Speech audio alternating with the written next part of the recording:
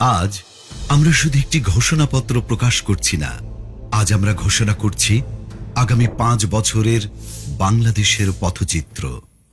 একটি এমন বাংলাদেশের অঙ্গীকার যেখানে থাকবে ন্যায় বিচার, সুশাসন ও মানবিক মর্যাদা, যেখানে সরকার হবে জনগণের সেবক এবং জবাবদিহিমূলক প্রতিনিধি। এই লক্ষ্য সামনে রেখে আমরা প্রকাশ করতে চলেছি বাংলাদেশ জামায়াতে ইসলামের নির্বাচনী ইশতেহার 2026। আমরা চাই এমন একটি বাংলাদেশ যেখানে মানুষ নিরাপদে বাঁচবে, মর্যাদার সাথে বাঁচবে এবং ন্যায় ও ইনসাফের সাথে এগিয়ে যাবে। এই অঙ্গীকার নিয়ে আমাদের নির্বাচনী ইশতেহারের নামকরণ করা হয়েছে নিরাপদ ও মানবিক বাংলাদেশের ইশতেহার।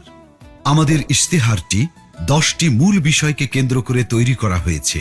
প্রতিটি বিষয়ই এক একটি স্তম্ভের মতো, যা আমাদের নীতির ভিত্তি এবং দৃষ্টিভঙ্গি নির্দেশ করে।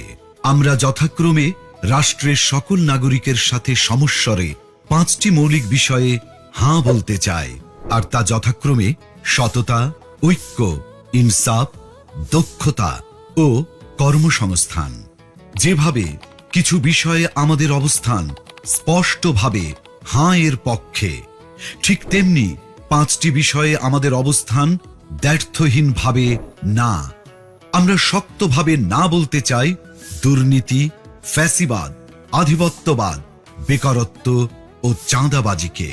এই 10টি বিষয়ে আমাদের অবস্থান নির্ধারণ করে দেয় আমাদের দৃষ্টিভঙ্গি, আর এই দৃষ্টিভঙ্গিকে বাস্তবে রূপ দিতে বাংলাদেশ জামায়াতে ইসলামী আগামী 5 বছরের সরকার পরিচালনায় 26টি বিষয়কে অগ্রাধিকার দেবে। 1. জাতীয় স্বার্থে আপোষহীন বাংলাদেশ। এই স্লোগানের আলোকে স্বাধীনতা, সার্বভৌমত্ব ও জাতীয় স্বার্থে আপোষহীন রাষ্ট্র গঠন, ন্যাশনাল ইন্টারেস্ট। 2.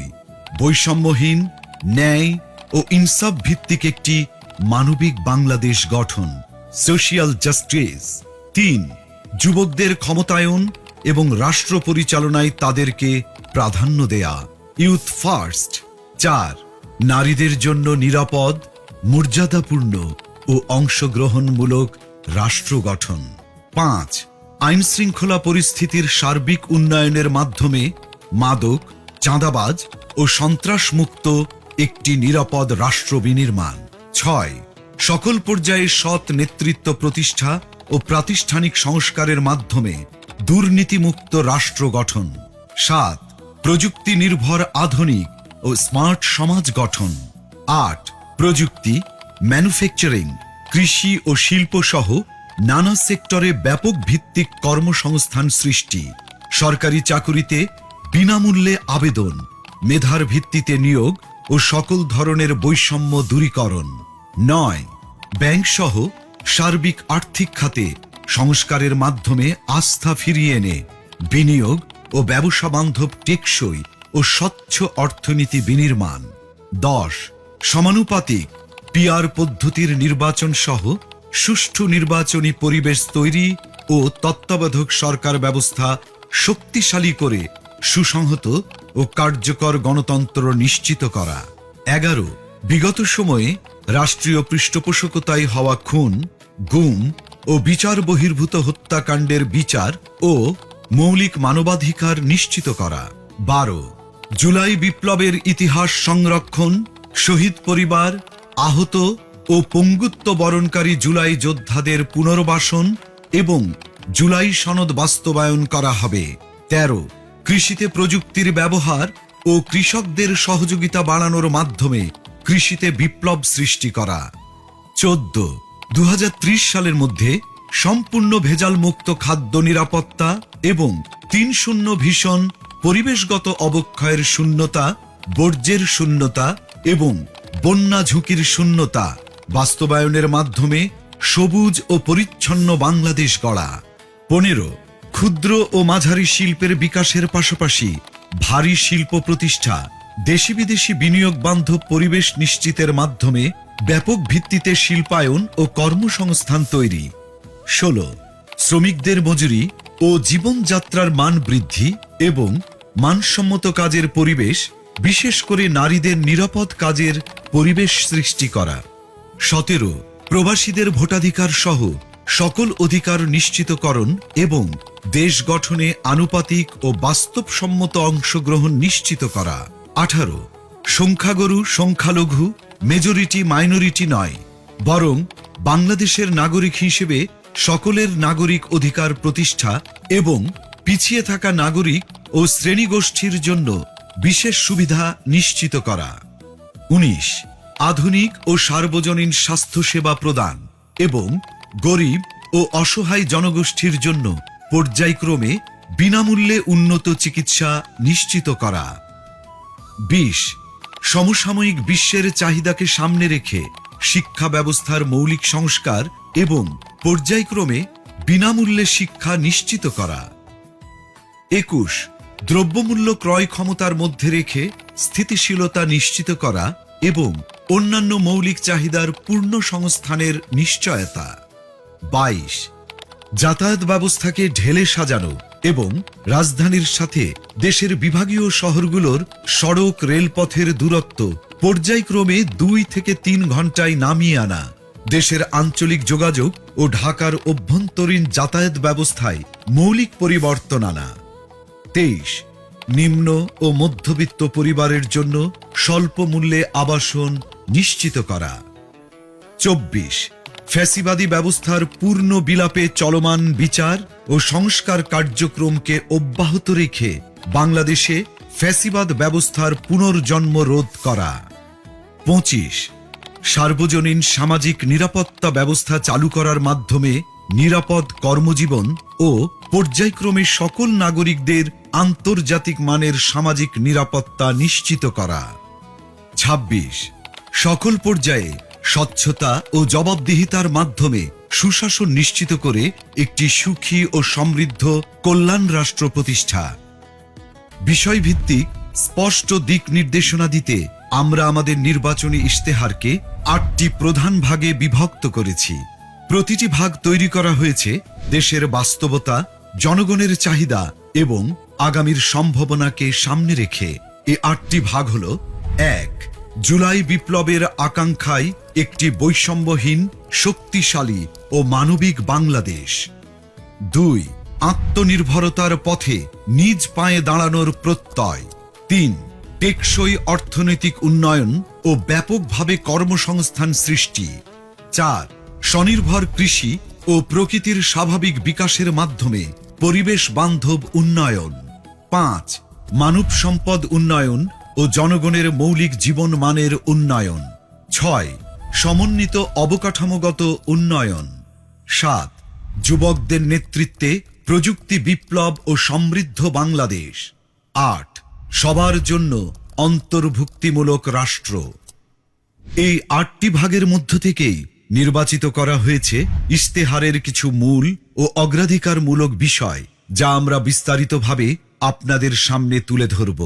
যার শুরুতেই থাকবে সুশাসন ও জননিরাপত্তা এবং তা নিশ্চিতে মন্ত্রী ও এমপি সহ সকল পর্যায়ের জনপ্রতিনিধিদের ও তাদের পরিবারের সদস্যদের বার্ষিক সম্পদ বিবরণী জনসাধারণের সামনে পেশ করা হবে। সরকারি অফিসে সিসি ক্যামেরা স্থাপন এবং সব গুরুত্বপূর্ণ সরকারি নথি ও সেবাকে শতভাগ অনলাইনে রূপান্তর করা হবে। 64 জেলা শহর এবং প্রায় 500 উপজেলা ও ছোট শহরকে পরিকল্পিত শহর হিসেবে গড়ে তোলা হবে। তরুণদের দেশ পরিচালনায় অগ্রাধিকার দেওয়া হবে। নারীদের মধ্য থেকে মন্ত্রিসভায় উল্লেখ সংখ্যক প্রতিনিধি অন্তর্ভুক্ত করা হবে। ডিজিটাল পাহারাদার অ্যাপের মাধ্যমে যে কোনো অপরাধের, যেমন চাঁদাবাজি, ঘুষ, নারী নির্যাতন বিরুদ্ধে তাৎক্ষণিক ডিজিটাল রিপোর্ট করা যাবে, যেখানে রিপোর্টকারীর পরিচয় গোপন রাখা হবে। সরকারের আয় ব্যয়ের সব হিসাব জনগণের সামনে উন্মুক্ত করতে আমাদের ইশতেহারে আমরা প্রস্তাব করছি আমার টাকা আমার হিসাব নামের একটি অসাধারণ ডিজিটাল প্ল্যাটফর্ম। আসুন দেখে আসি অ্যাপটি কিভাবে কাজ করবে। আপনি কি কখনো ভেবেছেন সরকার কিভাবে আয় করে? প্রতি বছর বাজেট কিভাবে তৈরি হয়, আর সেই বাজেট অনুযায়ী টাকা কোথায় কোথায় খরচ হয়? সরকারের আয় আসে আপনার দেয়া কর, বিদেশি অনুদান, ঋণ, আমাদের প্রবাসী হিরোদের পাঠানো রেমিটেন্স এবং সেবামূলক আয় থেকে। আর এই টাকা দেশের বিভিন্ন খাত ও প্রকল্পে ব্যয় করা হয়, যার সঠিক হিসাবটা জানা রাষ্ট্রের নাগরিক হিসাবে আপনার একটি অধিকার। বর্তমানে এই হিসাব জানার প্রক্রিয়া অনেক জটিল ও কঠিন, কিন্তু কেন বারবার আপনাকে এই বিষয়ে অন্ধকারে রাখা হয়? কারণ এই জটিলতাই দুর্নীতিবাজদের জন্য একটি নিরাপদ আশ্রয় তৈরি করে, আর অপরাধীরা থেকে যায় লোকচক্ষুর অন্তরালে। এবার সেই সমস্যার সমাধান হবে আমার টাকা আমার হিসাব নামের একটি অসাধারণ ডিজিটাল উদ্যোগের মাধ্যমে। এই প্ল্যাটফর্ম ব্যবহার করে আপনি সরকারের বার্ষিক আয় ব্যয়ের পুরো হিসাব দেখতে পারবেন, জানতে পারবেন সরকার কত টাকা কর পেয়েছে, বিদেশ থেকে কত অনুদান এসেছে, কত ঋণ এসেছে, কত টাকা এসেছে সেবামূলক আয় থেকে, এবং মোট কত টাকা রেমিটেন্স দেশের অর্থনীতিতে যোগ হয়েছে। জানা যাবে সেই আয়ের টাকা কোন খাতে কোথায় কত খরচ হয়েছে এবং হচ্ছে। এমনকি নির্দিষ্ট এলাকা অর্থাৎ জেলা, উপজেলা বা থানা পর্যায়েও আয় ব্যয়ের হিসাব জানতে পারবেন। নির্দিষ্টভাবে কোন প্রকল্পে কত টাকা খরচ করা হয়েছে তাও জানা যাবে এই প্ল্যাটফর্ম ব্যবহার করে। এই প্ল্যাটফর্মের মাধ্যমে ব্যয়ের কোনো অসঙ্গতি চোখে পড়লে আপনি প্রশ্ন করতে পারবেন, প্রয়োজনে অভিযোগও জানাতে পারবেন। এভাবেই আমরা সবাই নিজ নিজ জায়গা থেকে দেশের আয় ব্যয়ের প্রতি সচেতন হব।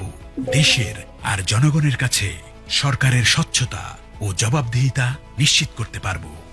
এই সুন্দর উদ্যোগটি সত্যি করতে প্রয়োজন আপনার একটি মূল্যবান ভোট। আগামী নির্বাচনে দাড়িপাল্লার পক্ষে দেয়া আপনার ভোটেই তৈরি হবে একটি দুর্নীতিমুক্ত সততার বাংলাদেশ।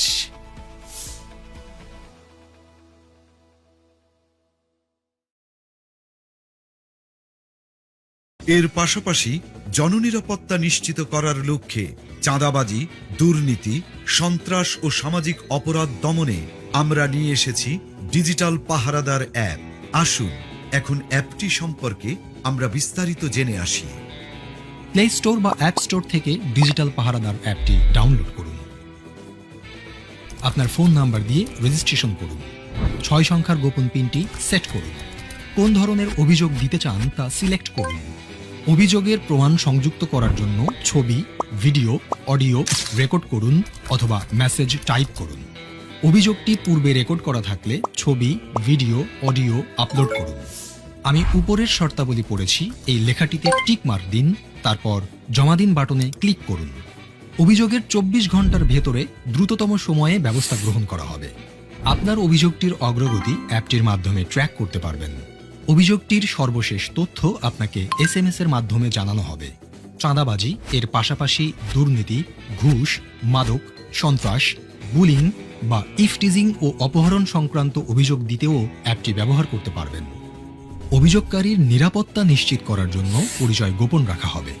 এখন আমরা আলোচনা করব অর্থনীতিকে শক্তিশালী করতে আমাদের প্রস্তাবিত কর্ম পরিকল্পনা নিয়ে। 2040 সালের মধ্যে আমরা বাংলাদেশের অর্থনীতিকে $2 ট্রিলিয়ন উন্নীত করব, যেখানে মাথাপিছু আয় দাঁড়াবে $10,000। কর্পোরেট ট্যাক্স পর্যায়ক্রমে 20% এর নিচে নামিয়ে আনা হবে। বাংলাদেশের সকল ইসলামী ব্যাংক ও বীমা খাতের বিকাশে সহায়তা করা হবে। বিদেশে পাচারকৃত অর্থ ফেরত আনার লক্ষ্যে কার্যকর ব্যবস্থা গ্রহণ করা হবে। করমুক্ত আয়ের সীমা ক্রমান্বয়ে বৃদ্ধি করে 6 লাখ টাকা পর্যন্ত উন্নীত করা হবে। অর্থনৈতিক কর্মকাণ্ড গতিশীল করার মাধ্যমে জিডিপি প্রবৃদ্ধির হার ক্রমান্বয়ে 7% উন্নীত করা হবে। আমাদের ইস্তেহারের আরেকটি অন্যতম প্রধান অগ্রাধিকার যুব সমাজ ও কর্মসংস্থান। কারণ বাংলাদেশের এই তরুণদের দক্ষ ও কর্মক্ষম করে তুলতে পারলে বাস্তবায়িত হবে সমৃদ্ধ বাংলাদেশের স্বপ্ন। 5 বছরে 1 কোটি তরুণ তরুণীকে দক্ষতা ও প্রযুক্তি নির্ভর আন্তর্জাতিক মানের প্রশিক্ষণ দেওয়া হবে। কর্মসংস্থান না হওয়া পর্যন্ত ন্যূনতম 2 বছরের জন্য শিক্ষিত বেকারদের মাসে 10,000 টাকা করে কর্জে হাসানা সুদমুক্ত দক্ষতা উন্নয়ন ফি দেওয়া হবে। দক্ষতা যেমন বিদেশি ভাষা, আইটি, কম্পিউটার মেগা উন্নয়ন করলে কলেজ থেকে বিশ্ববিদ্যালয় পর্যন্ত প্রতি ছাত্রকে ফি প্রদান করা হবে। দক্ষতা প্রকল্পের মাধ্যমে সরকারি ব্যবস্থাপনায় জেলাভিত্তিক human skill development zone SDZ গঠন করে বিনামূল্যে প্রয়োজনীয় প্রশিক্ষণ প্রদানের মাধ্যমে যুব সমাজকে দক্ষ মানব সম্পদে রূপান্তর করা হবে। আসুন দেখে আসি দক্ষতা অ্যাপটি কিভাবে কাজ করবে। দক্ষতা অ্যাপটি প্লে স্টোর বা অ্যাপ স্টোর থেকে ডাউনলোড করো অথবা ওয়েবসাইটে ভিজিট করো। নির্ধারিত ফর্মে পরিচয়, ঠিকানা, শিক্ষাগত যোগ্যতা এবং পছন্দের দক্ষতা সিলেক্ট করো ও অন্যান্য তথ্য দিয়ে রেজিস্ট্রেশন করো। অ্যাপ থেকে কনফার্মেশন পেজে দেওয়া তথ্য অনুযায়ী নির্ধারিত তারিখে ও স্থানে প্রয়োজনীয় সকল কাগজপত্র সহ উপস্থিত থাকো। নির্ধারিত স্থানে বিশেষজ্ঞদের পরামর্শে তোমার প্রশিক্ষণের বিষয় নির্ধারণ করা হবে এবং তোমার ভর্তি প্রক্রিয়া সম্পন্ন করা হবে। প্রশিক্ষণের সময়ে প্রশিক্ষণের খরচ, থাকা খাওয়ার খরচ এবং সম্মানী সরকার বহন করবে। প্রশিক্ষণ শেষে চাকুরি, ক্ষুদ্র ব্যবসা, বিদেশ গমন ও অন্যান্য কর্মসংস্থানের উদ্যোগ গ্রহণে সরকার সহযোগিতা করবে। দক্ষতা অ্যাপের মাধ্যমে তুমি শিখবে এবং শিখতে শিখতেই শুরু হবে তোমার কর্মজীবন। বাংলাদেশ জামায়াতে ইসলামী বিশ্বাস করে নারীর সম্মান ও নিরাপত্তা সমাজের নৈতিক ও সামাজিক উন্নয়নের মূল ভিত্তি। তাই সুষ্ঠু কর্মপরিকল্পনার মাধ্যমে আমরা তাদের সুরক্ষা, মর্যাদা ও সমান সুযোগ নিশ্চিত করতে চাই। নারীর সম্মতি অধিকার রক্ষায় সম্মতি সুরক্ষা কমিটি গঠন করা হবে।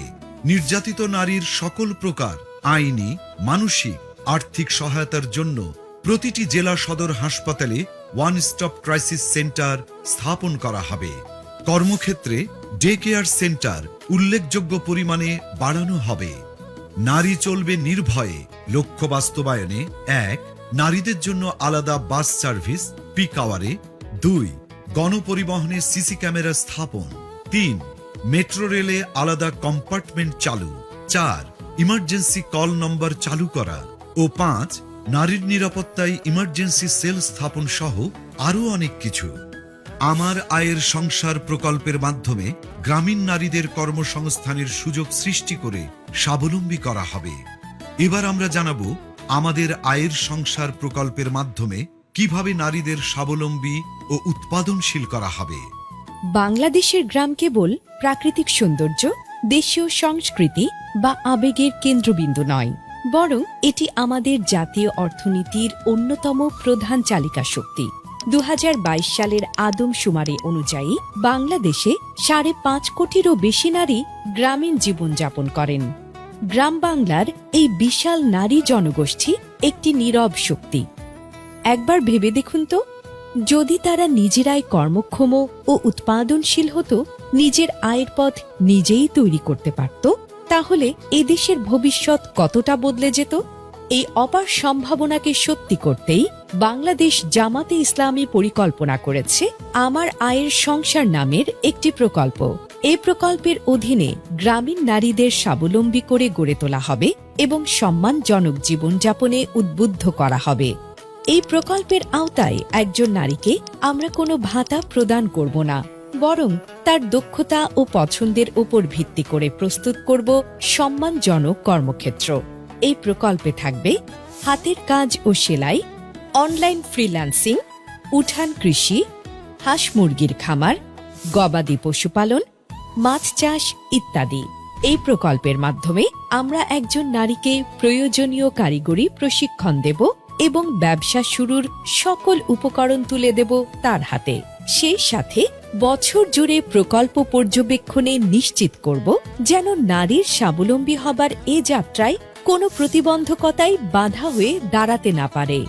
এই প্রকল্প দেশের সামষ্টিক অর্থনীতিতে একটি শক্তিশালী অনুঘটক হিসেবে কাজ করবে, যা দীর্ঘমেয়াদী টেকসই উন্নয়নের পথ প্রশস্ত করবে। রাসূলুল্লাহ সাল্লাল্লাহু আলাইহি ওয়াসাল্লাম বলেছেন, উপরের হাত নিচের হাতের চেয়ে উত্তম, অর্থাৎ হাত না পেতে নিজে উপার্জন করে অন্যকে সাহায্য করার প্রতি তিনি আমাদের উৎসাহিত করেছেন। এই আদর্শকে বুকে ধারণ করেই বাংলাদেশ জামাতে ইসলামী এদেশের গ্রামীণ নারীদের জন্য আমার আয়ের সংসার প্রকল্পটির পরিকল্পনা গ্রহণ করেছে। আর এই সুন্দর উদ্যোগটি সত্যি করতে প্রয়োজন আপনার একটি মূল্যবান ভোট। আগামী নির্বাচনে দাঁড়িপাল্লার পক্ষে দেয়া আপনার ভোটেই তৈরি হবে একটি উৎপাদনশীল এবং সমৃদ্ধ বাংলাদেশ। চলো একসাথে গড়ি বাংলাদেশ। এখন আমরা স্বাস্থ্য ও পরিবার কল্যাণ বিষয়ে বাংলাদেশ জামায়াতে ইসলামীর কর্ম পরিকল্পনা সম্পর্কে জানব। 5 বছরের নিচে ও 60 বছরের উপরে সবাইকে বিনামূল্যে স্বাস্থ্য সেবা দেওয়া হবে। স্বাস্থ্য খাতে বাজেট পর্যায়ক্রমে 3 গুণ করা হবে। সবার জন্য স্বাস্থ্য সেবা নিশ্চিত করতে পর্যায়ক্রমে জাতীয় স্বাস্থ্য বীমা, ন্যাশনাল হেলথ ইন্স্যুরেন্স এবং ডিজিটাল হেলথ কার্ড চালু করা হবে। প্রথম 6 মাস থেকে 1 বছরের মধ্যে বর্তমান সরকারি হাসপাতালের স্বাস্থ্যসেবা যোগ্যতা শতভাগে উন্নীত করা হবে। 300টি অত্যাবশ্যকীয় ঔষধ EML নিয়ন্ত্রিত এবং ন্যায্য মূল্যে প্রদান করা হবে। ধাপে ধাপে 500টিতে উন্নীত করা হবে। বাংলাদেশে একাধিক আন্তর্জাতিক মানের মডেল হাসপাতাল চালু করে মেডিকেল ট্যুরিজমকে ব্র্যান্ডিং করা হবে। উল্লেখিত বিষয়গুলো সহ আমাদের সার্বিক কর্মপরিকল্পনা সম্পর্কে সকলকে বিস্তারিতভাবে জানাতে ও আমাদের ইস্তেহারকে জনগণের হাতে হাতে পৌঁছে দিতে আমরা তৈরি করেছি চলো একসাথে গড়ি বাংলাদেশ ওয়েবসাইট, যেখানে আমাদের সকল অঙ্গীকার ও পরিকল্পনা উপস্থাপন করা হয়েছে। আগামী নির্বাচনে দাঁড়িপাল্লার পক্ষে দেওয়া আপনার মূল্যবান ভোটেই তৈরি হবে একটি নতুন বাংলাদেশ।